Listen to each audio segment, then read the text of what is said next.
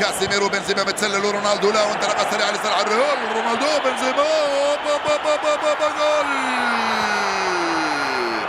جول لكريم بنزيما من 3 تمريرات كانت كافيه للريال. منذ حين قلت لكم بان الريال يقدر يسجل في اي لحظه من لمسه واحده، من كره واحده، من تمريره واحده، بل هنا كانت تمريرتين.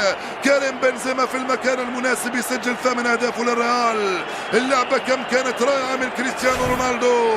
هاي الاعاده مره ثانيه. كاسيميرو مباشره لرونالدو، انطلق على الجهه اليسرى، استلم بيمناه حطها وبيسراه مررها في اتجاه كريم، لم يكن في وضع التسلل، خلاها وصلت وضربها بيمناه حطها على يمين كيبا. جول الريال عند الدقيقة 25.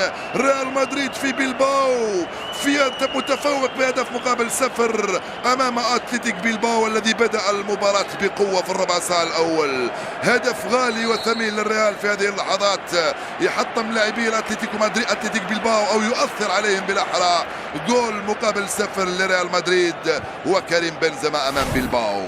بينيات كرة صعبة للاتلتيك على الجهة اليمنى ناحية ويليامز، يلحق عليها ويليامز من امام مارسيلو. ويليامز الكرة بالراس وجول. با با با با با با با با. هدف عالمي لاتلتيك بلباو في منتهى الروعة، توزيعها في القائمة الثاني. جول فعلها اتلتيك بلباو عن طريق دوريتس. فنان انتيا راؤول غارثيا، توزيعها بالراس من اروع ما يكون، عالمية على الطريقة الباسكية. يا سلام.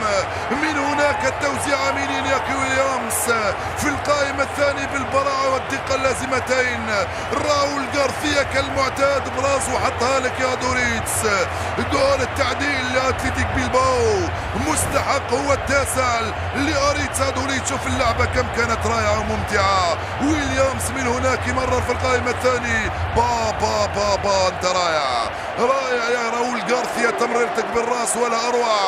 وجدت ادوريتس براسه الكرة في الشباك، هي وكذلك راموس وكايلور نافاس. وجول التعديل مستحق لاتلتيك بلباو.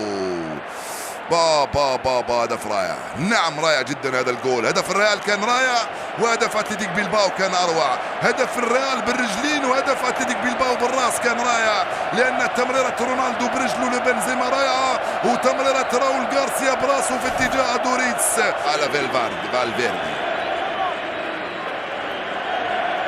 توني كروس دائما في تنفيذ الركنيات، مرفوعة القائمة الاول. با با با با با, با جول فعل كاسيميرو وسجل الجول الثاني للريال. من حسن حظ الريال ان كاسيميرو كان هنالك في المكان المناسب وفي الوقت المناسب وسجل جول ثاني 3 دقائق بعد تعديل النتيجة لاتلتيك بلباو.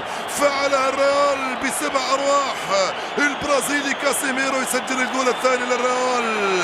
كيف جاء الى هذا المكان كاسيميرو؟ كيف كان له حس في هذه الكرة ووضع مكانه في ذلك المكان، وبهذه البرودة وبهذه البراعة يسجل جول ثاني. ترك الحارس يسقط وسجل جول ثاني للريال عند الدقيقة 69 من عمر المباراة.